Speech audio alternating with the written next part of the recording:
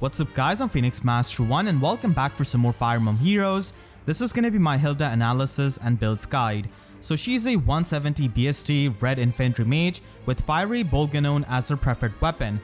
This weapon gives her +3 resistance, and it's sort of turn if she's got any kind of foe within 4 spaces of her, she can get the dominance status effect on herself, and she also has the half of the menace skill, so she can inflict the -6 attack and resistance debuff on the nearest enemy. So keep in mind that she's only going to be getting the dominance status and this effect if there's any kind of foe within 4 spaces of her. And then she can get +6 attack and resistance in the player phase, and to get that in the enemy phase, she needs to be solo. Dominance is a status effect that she can get out of this weapon, and this allows her to deal true damage based on the total visible debuffs on the enemy. So it pretty much means that with her weapon itself, she can deal 12 true damage per hit, and that is really good for nuking. Now just to recap quickly the different weapons that work on visible debuffs, there are definitely quite a few different one of these, and a lot of times I've seen people get confused in these. So the first type is Dominance, giving you true damage based on the debuffs on the enemy, and we have actually seen this first on Duo Micaiah, where she could use her duo skill to get this. It wasn't really present in her weapon, but she could actually give this as a status effect to even the other allies. And then we also saw this in the spring weapons this year, but it was definitely nerfed down quite a bit because you can only get the true damage on 2 stats and also only on your first hit. But Hilda as a free-to-play unit has got full dominance, which makes her a really great nuke, because if your foe is debuffed for -6 to all of their stats, then she can basically get 24 true damage, and that is pretty insane. That is hitting extremely hard on top of her high attack stat. The second type of weapons are known as the Broadleaf effect because of the Broadleaf fan that we saw on Summer Lilina, and it was really popular as a weapon in Aether raids on a lot of Vantage sweepers. Broadleaf effect has been seen on Arvis, Sias, and Ursula's Weapon Refine. All of these free-to-play units have got that, and it basically gives extra attack to you depending on the total debuffs on the enemy. So if your opponent is debuffed for -6 to all of their stats, you can pretty much get +24 extra attack during the combat. And the final type of weapon are called Pelagian weapons, which was first seen on a Pelagian seasonal banner, and ever since then we have seen this on Aversa's Weapon Refine, Mail Morgan of course, and even on Legendary Lucina's Weapon Refine. So Pelagian weapons first of all take each stat individually and consider the debuff that you have on the enemy on those stats, and then they double the debuff. So for example, if the enemy has got -7 attack and defense debuff on them, a Pelagian weapon will basically give you the same debuff in combat as well. So you're going to be inflicting them with -7 attack and defense debuff. So you've pretty much doubled the debuff, as you can now also get it in combat and was already present as a visible debuff on the opponent. So Pelagian weapons can be really strong for making your units a lot more tanky, while Dominance and Broadleaf are mainly there for nuking. A lot of people have drawn comparison between Hilda and Arvis, the free-to-play Grail mages who can both debuff and hit really hard. But Hilda provides you with the true damage, which means that the opponent's high resistance doesn't really mean anything, and she's going to be doing that fixed damage. Unless of course they have some kind of damage reduction, and in that case, even true damage is going to be getting reduced by that damage reduction skill. Arvis on the other hand can basically add all of the debuffs into his attack stat, but if the enemy has got incredibly high resistance, then his damage output is going to be getting lowered, whereas Hilda is going to be doing that true damage, which is going to be fixed based on the debuffs on the enemy. So that is the main difference between these two units, and Arvis just has a huge debuff range, while Hilda has got much shorter, but she does provide you with that true damage. The biggest weakness of these weapons are pretty much the skills and the weapons that have debuff neutralization built into it, like Slick Fighter, Malted Weapon Refine of Brave Hector, Ascended Idun and her weapon. Any of those units who can completely nullify the debuffs are not going to be getting affected by any of these weapons, which can be annoying in many cases because someone like Brave Hector is such a common unit, and not being able to do a lot of damage to him or, take advantage of your weapon can be really annoying. But aside that, any enemy who does not have the debuff neutralization is going to be susceptible to these weapons. Even if they're running the Unity skills, they're still going to be getting affected by these weapons. It's just that they can also use the debuffs to their advantage because of the Unity effect. So Dominance allows Hilda to be a really unique free-to-play nuke, and she also has really good attack stat at base 41 and also has Super Boon in it. She also has super boons in her defense and resistance, but most of the time, people are going to be focusing on her attack stats so that she can nuke really hard. She doesn't really have any kind of super bane. Her stats are pretty much what you'll expect out of any kind of Grand Hero Battle Mage, having high attack, high resistance, But that doesn't really mean that Hilda is not a good free unit. She definitely is because of this preferred weapon, which also makes her unique. As for her fodder, she's got attack resistance ideal at 5-star and rouse attack resistance at 4-star.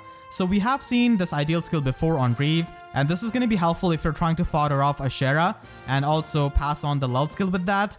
Rouse attack resistance could be helpful whenever we get the tier 4 version of that skill, so Hilda could be used for that. Not the greatest fodder, but still a pretty solid free to play unit.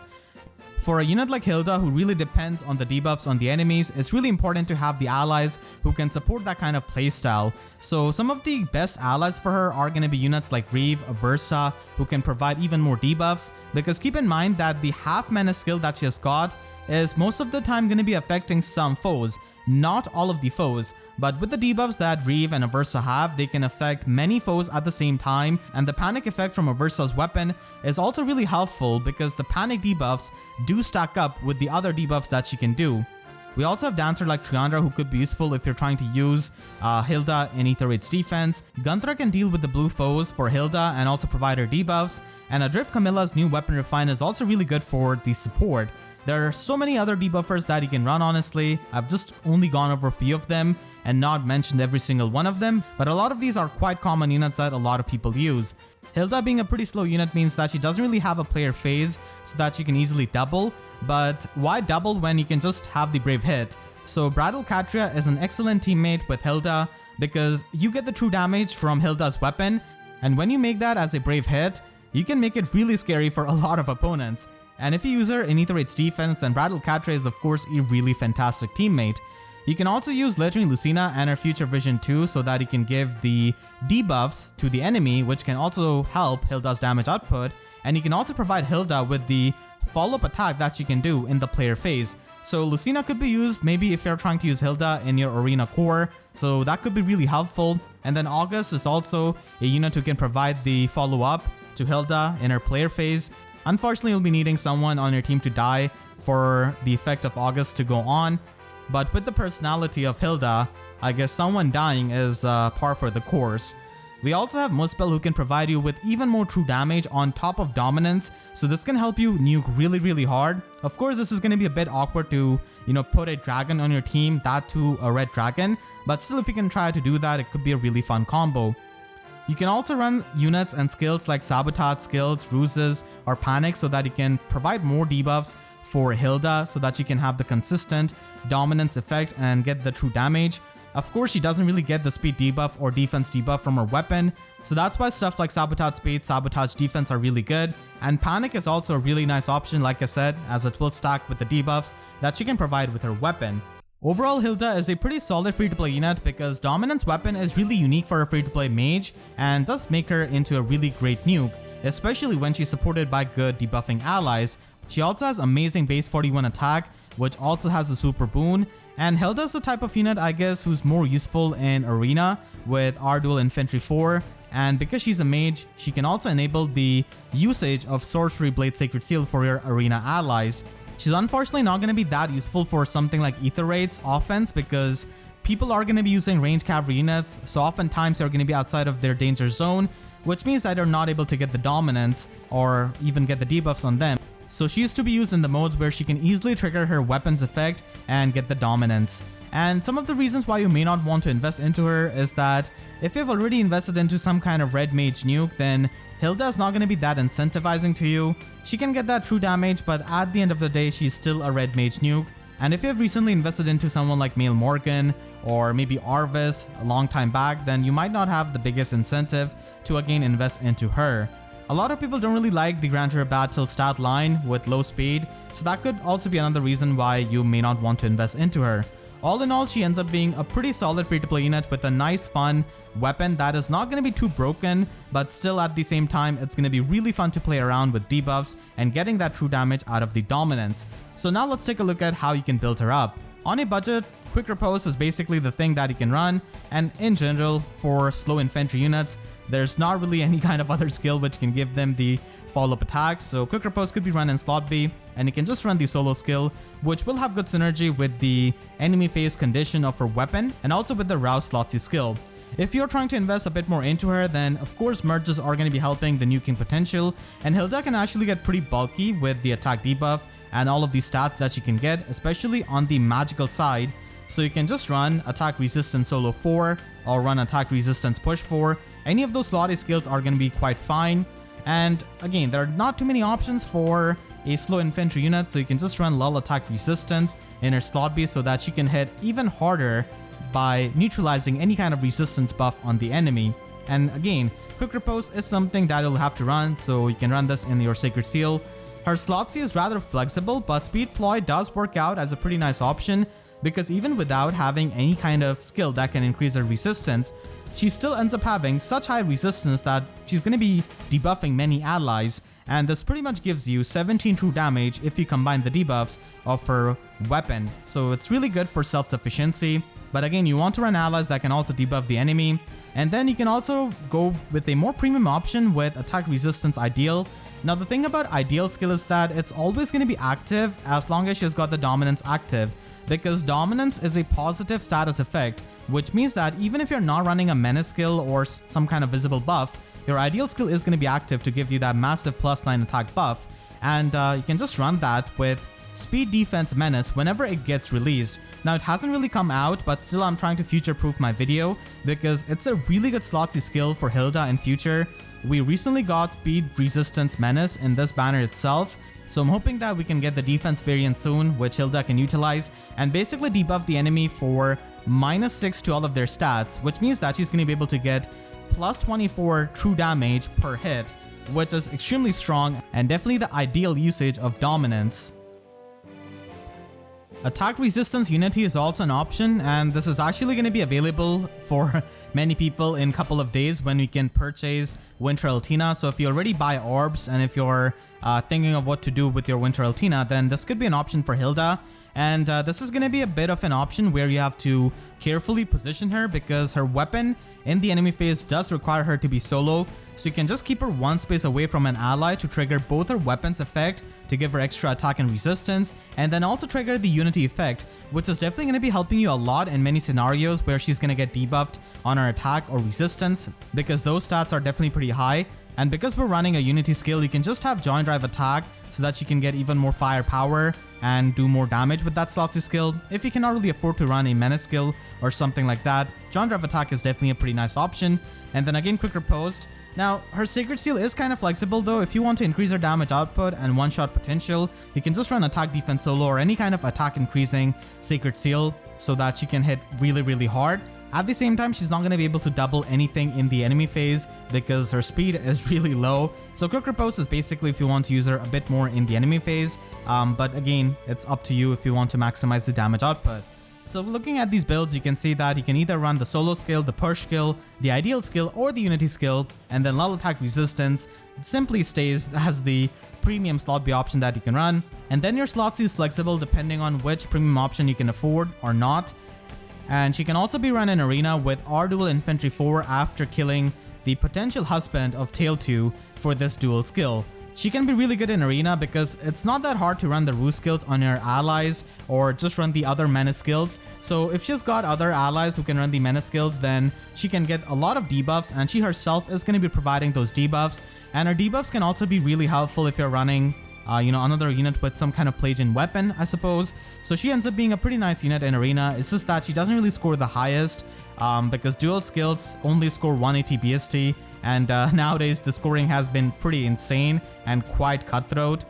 So this is good, I guess, if you just want to use Hilda, but definitely not the most optimal scoring option for free-to-play players. Yenfei is still standing strong as a high-scoring, good free-to-play option.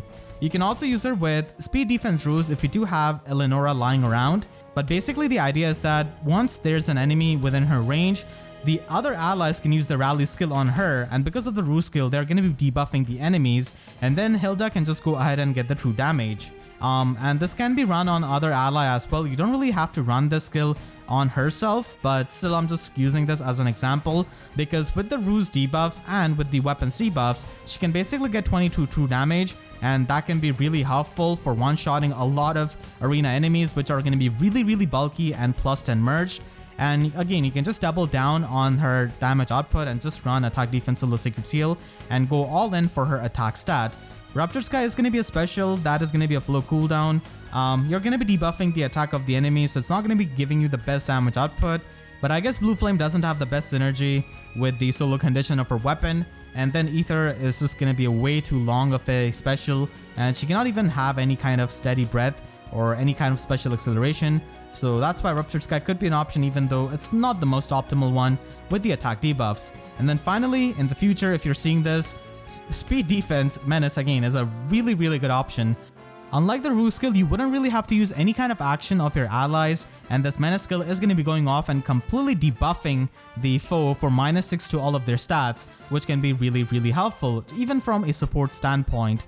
And then finally, if you want to use her in Aether defense, then it could be an option with Katria Ball.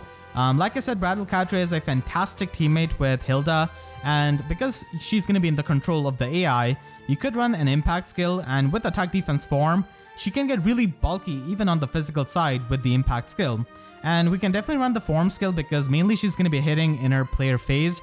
She's not going to be tanking hits in the enemy phase, so that's why we can just commit to this kind of player phase option. And Panic Smoke could also be a really nice option if she can survive and debuff the enemies, because in the light season people are going to be using Peony and those debuffs. So yeah, Panic Smoke can be really helpful in getting extra damage. Not to mention there's also Note and also Triandra. One unfortunate part of using Hilda in Aether defense is that she's not going to be doing the true damage against Brave Hector because of the malted weapon Refine, and the fact that he can just neutralize any kind of debuffs on himself. So that could be annoying against those foes, but against any other foe she's going to be hitting really hard with the debuffs and the true damage. So I hope you all enjoyed my review. If you did, then make sure to share this video with your friends, and if you enjoyed, then make sure to leave a like and a comment. Helps me tremendously, and if you really enjoyed, you'll always support me directly by using super thanks or by becoming a YouTube member. And for more free to play reviews, make sure to subscribe and hit the notification bell, because YouTube sub boxes are about as functional as a dominance effect against slick fighter enemies. So with that said, I'll see you guys next time. Thank you so much for watching and have a great day.